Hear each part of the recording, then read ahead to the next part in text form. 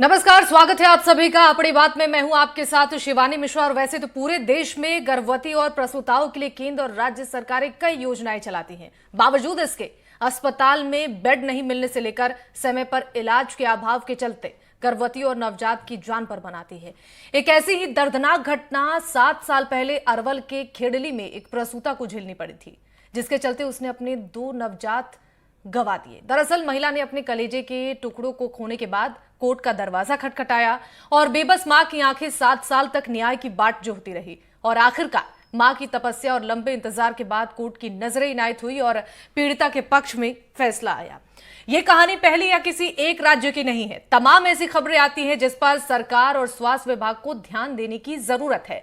और हमारे इस खास शो में, जिसका नाम है अपनी बात, जहां हम आपके सरोकार से जुड़ी बात करते हैं, तो आज ऐसी तमाम बेबस प्रसूताओं के हित को ये चर्चा समर्पित है। बिना देर किए आगे बढ़ते हैं और मेहमानों से आपका परिचय कराते हुए इस चर्चा की शुरुआत करते हैं। हमारे साथ तमाम मेहमान जुड़ रहे हैं जिनसे हम इस मसले पर चर्चा करेंगे। हमारे सहयोगी भी हमारे साथ जुड़ेंगे। और इसके अलावा ये जो मुद्दा है जिस पर आज हम चर्चा कर रहे हैं, एक बड़ी समस्या है, एक गंभीर समस्या है, जिस पर स्वास्थ्य विभाग को और सरकार को ध्यान देने की जरूरत है। ये जो मामला सामने आया है, 7 साल बाद इस मामले पर फैसला कोर्ट की तरफ से सुनाया गया है। तो बिना देर किए चर्चा की शुरुआत करते हैं। सबसे पहले हमारे साथ जो मेहमान जुड़े हैं उनका परिचय हम आपसे करा देते हैं। हमारे साथ डॉक्टर शिवानी गौर हैं, महिला स्वास्थ्य विशेषज्ञ। स्वागत है मैम आपका। राजेश कृष्ण सिद्ध हैं, सामाजिक कार्यकर्ता। बहुत बहुत स्वागत है आपका। और अलवर से हमारे सहयोगी मुदित भी हमारे साथ जुड़े हैं, जो इस पूरे मामले पर सबसे पहले अपडेट देंगे। उसके बाद हम चर्चा की शुरुआत करेंगे। मुदित।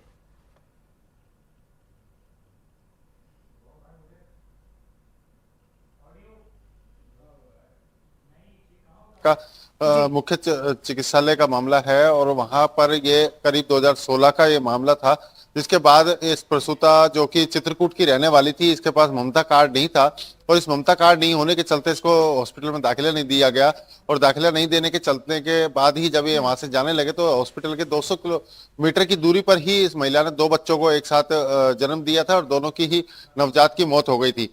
जिसके बाद इसने काफी प्रयास किए और हाई कोर्ट का दरवाजा खटखटाया, जिसके बाद आज ये जो निर्णय आया है इस पर हाई कोर्ट ने पूरी तरह से सख्त टिप्पणी करते हुए कहा है कि स्वास्थ्य को लेकर के किसी भी तरह की कोई लापरवाही नहीं होनी चाहिए और जो कार्मिक है उनके ऊपर 4 लाख रुपए का जुर्माना इसमें लगाया गया है। इस पूरे मामले को लेकर के आज पूरा चिकित्सा विभाग सख्ते में है कि हाई कोर्ट की टिप्पणी के बाद जो लापरवाही बरती गई थी, मामला कोई पहला नहीं है। मामले पहले भी ऐसे सामने आते रहे हैं कि प्रसूताओं ने कभी टेम्पो में जन्म दिया है बच्चों को, या और भी कई सड़कों पर जन्म देने के मामले सामने आए थे। लेकिन इस मामले में प्रसूता जो है वो हाई कोर्ट का दरवाजा खटखटाया था और उसके बाद इसमें निर्णय आया है और काफी कठोर टिप्पणी इसमें हाई कोर्ट के द्वारा की गई है, जिसमें राजस्थान सरकार के चिकित्सा विभाग और केंद्र सरकार के चिकित्सा विभाग को इसमें टिप्पणी लिखी गई है। जी ठीक है, मुदित बने रही हमारे साथ। अब चलते हैं हमारी जो मेहमान है डॉक्टर शिवानी गौर, महिला स्वास्थ्य विशेषज्ञ हैं।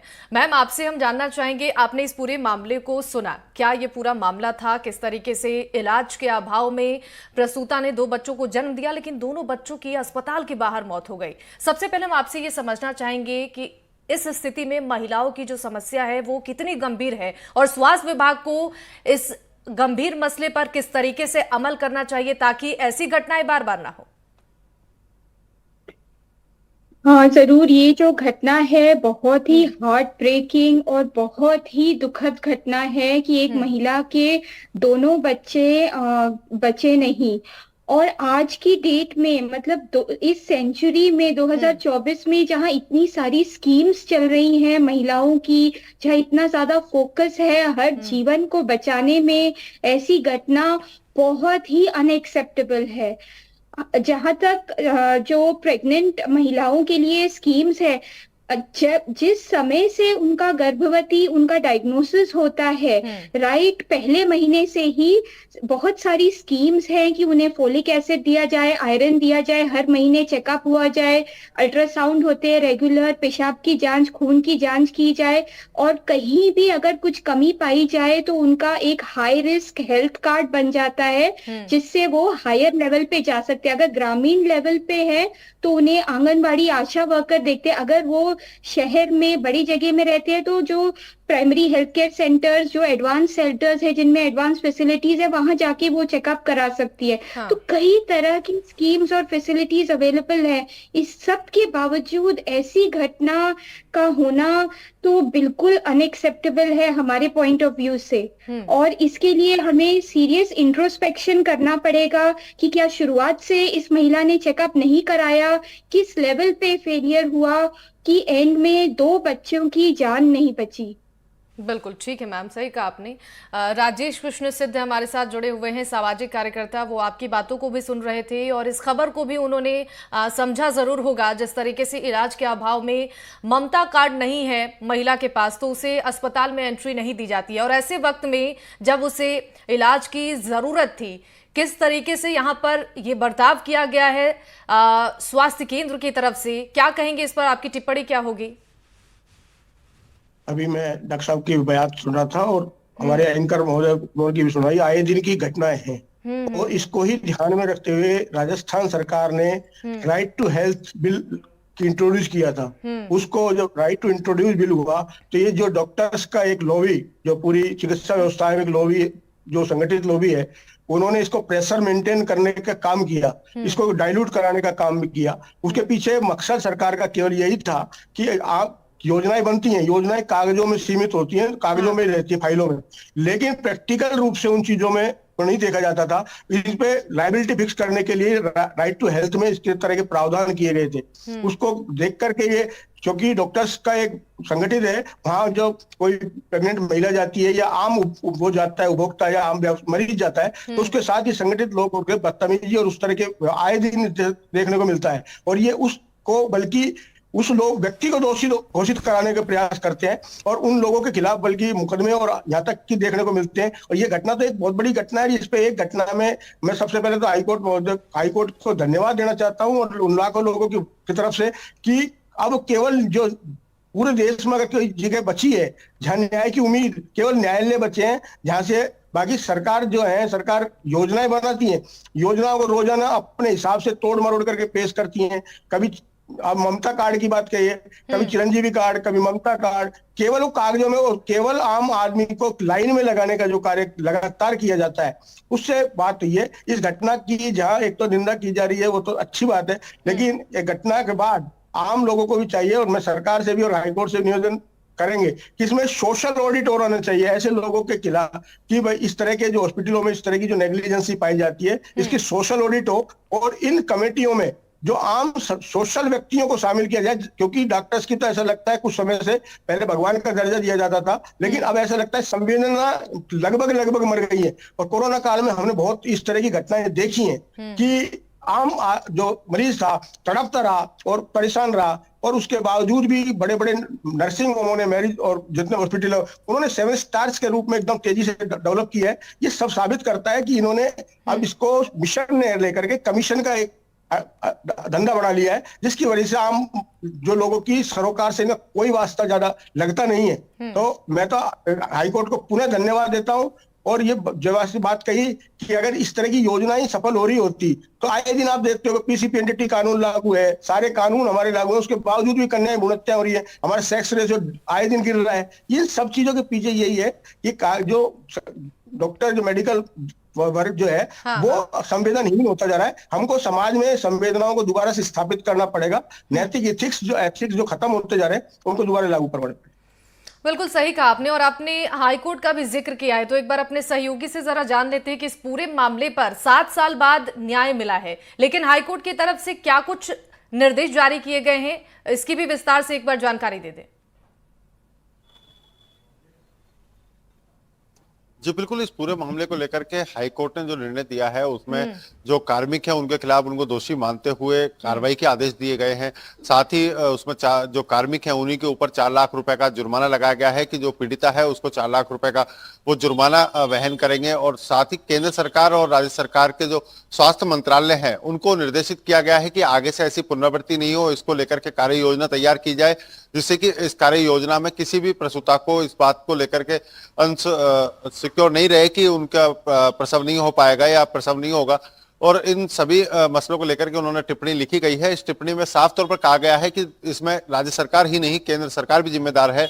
दोनों सरकारों को टिप्पणी लिखी गई है कि जो केंद्र की योजना है या सरकार की राज्य सरकार की योजना है, उन दोनों योजनाओं का लाभ आम जनता तक पहुंचे और इसमें कहीं भी इस बात की कोताही नहीं बरती जाए कि वो कहीं दूसरे जिले से बाहर के हैं या फिर स्थानीय स्तर के हैं, किसी कार्ड की कोई कमी है या कोई भी किसी तरह की कोई कमी आती है तो उसमें भी इलाज के अभाव में किसी तरह का दंश पीड़ित को नहीं झेलना पड़े। तो इस तरह की टिप्पणी हाई कोर्ट द्वारा दी गई है और इसमें मुख्यतः केंद्र सरकार की योजनाओं का भी जिक्र इसमें किया गया है। जो केंद्र सरकार की योजनाएं चल रही हैं वो केंद्र की योजनाएं है। केंद्र का व्यक्ति कहीं किसी भी राज्य में इलाज करा सकता है।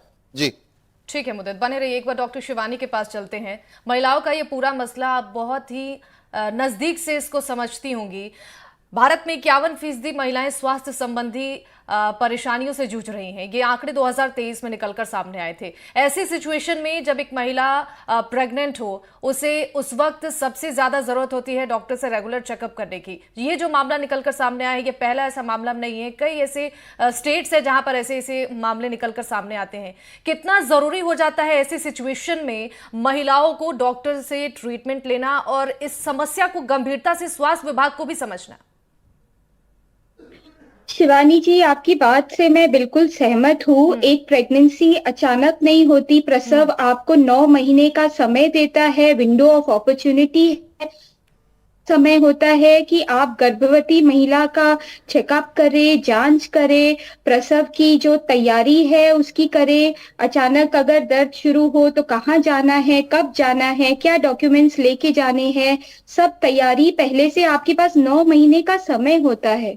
अगर आप सिर्फ एक कम्युनिटी, एक पढ़े लिखे जो डॉक्टर कम्युनिटी है, जो इतनी मेहनत करके पढ़ाई करके एक लेवल पे पहुंची है, आप उनके ऊपर पूरा इल्जाम लगा देंगे कि तुम्हारी वजह से पूरे देश में ये हेल्थ की समस्या है, तो आप क्या सॉल्यूशन निकाल रहे हैं? आप सिर्फ ब्लेम गेम खेल रहे हैं। आज तक किसी को इससे फायदा नहीं हुआ है। आपको सॉल्यूशन देखना चाहिए। अगर सरकार की तरफ से ममता कार्ड में 20,000 21,000 रुपए का कॉम्पेंसेशन है तो औरतें क्यों नहीं बना रही है ममता कार्ड? औरतों के पास 9 महीने समय है, उन्हें क्या तकलीफ हो रही है कि वो जा नहीं पा रहे, अपना कार्ड नहीं बना पा रहे।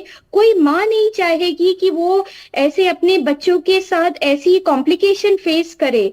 तो आपको ये समझना पड़ेगा कि महिलाओं को क्या दिक्कत आ रही है कि उनसे वो कार्ड नहीं बन रहा, वो लगातार चेकअप, ये एक सोशल प्रॉब्लम है। आयरन फॉलिक एसिड की टैबलेट नहीं खा पा रही है, हर महीने जा नहीं पा रही है। तो जब तक ये बात समझ नहीं आएगी, इसका सॉल्यूशन नहीं निकलेगा। आप सही कह रहे हैं कि ये आए दिन ऐसी घटनाएं होती है, तो हमें इसको डीपली समझ के सॉल्यूशन निकालने की जरूरत है। माननीय सुप्रीम जो कोर्ट की ये वर्डिक्ट है, हम उसको बहुत रिस्पेक्ट करते हैं और उनकी बात से अग्री करते हैं कि जो इतनी योजनाएं हैं कि वो एंड तक पहुंच ही नहीं पा रही है। क्यों नहीं पहुंच पा रही है इसका तो कोई किसी ने कोई रीजन नहीं आज तक देखा है, तो आगे जाके इसका सॉल्यूशन कैसे निकलेगा, आई एम नॉट श्योर। और आपको ये भी समझना चाहिए कि महिलाओं की सिर्फ यही प्रसव की नहीं, ये जो योजना है ये एडोलेसेंट, क्योंकि हमारे देश में 18 साल से कम बहुत सारी महिलाएं हैं जो प्रेग्नेंट होती हैं, उनके लिए भी खास योजना है एडोलेसेंट प्रेगनेंसी के लिए, पूरे प्रेगनेंसी के दौरान। तो इन सब का क्यों फायदा लाभ नहीं लिया जा रहा? और क्या इसका सोल्यूशन आपको लगता है कि एक और नई योजना निकालने से इसका सोल्यूशन मिलेगा? आप कितनी योजनाएं निकालेंगे पर उसका एडवांटेज क्यों नहीं लिया जा रहा है, वो तो देखना चाहिए। बिल्कुल सही कहा आपने। राजेश कृष्ण जी हमारे साथ जुड़े हैं, आपकी बातों को भी सुन रहे थे वो। आपके क्या विचार हैं राजेश जी? जब भी चुनाव नजदीक आता है तो सबसे पहले महिलाओं के लिए ही बड़े बड़े वादे और दावे किए जाते हैं।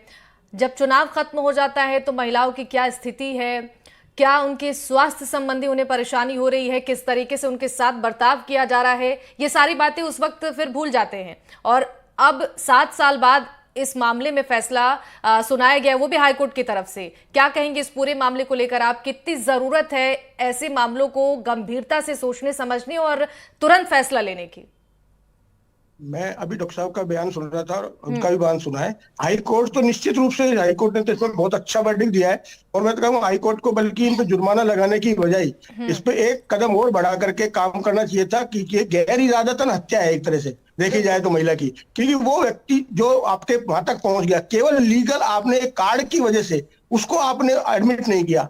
किसी भी राइट टू हेल्थ में यही है, आप कि सबसे पहला मरीज का इलाज करना जरूरी है, बाद में आप योजना, उसके कार्ड, उसकी लीगलिटीज की बात करो। तो इसीलिए यह कम से कम एक्सीडेंटल केस हुआ, इमरजेंसी केस है, प्रसूता के मामले, इनमें इन सब चीजों की सही बात में संवेदनाओं की कमी है।